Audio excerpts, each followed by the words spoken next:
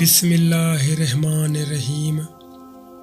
السلام علیکم میرے پیارے دوستو، قرآن پڑھنے والا ہر شخص قرآن کو اپنے فہم و اوراق کی گہرائی کے مطابق ہی سمجھ پاتا ہے۔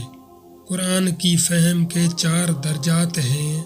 پہلا درجہ ظاہری معنی ہے اور زیادہ تر اکثریت اسی پر قناعت کیے ہوئے ہے۔ دوسرا درجہ باطنی معنی کا ہے۔ تیسرا درجہ ان باطنی معنوں کا بطن ہے اور چوتھا درجہ اس قدر عمیق معنوں کا حامل ہے کہ زبان ان کے بیان پر قادر نہیں ہو سکتی، چنانچہ یہ ناقابل بیان ہیں۔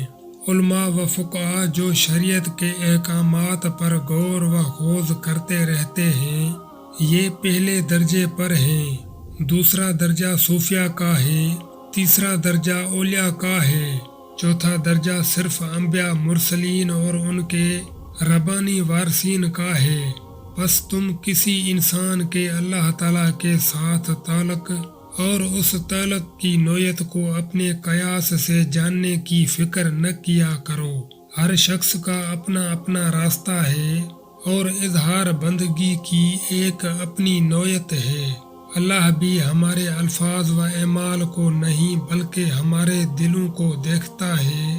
یہ مذہبی رسوم و رواج بذات خود مقصود نہیں ہیں، اصل چیز تو دل کی پاکیزگی ہے۔ حضرت شمس تبریز رحمۃ اللہ تعالیٰ علیہ کا فرمان مبارک۔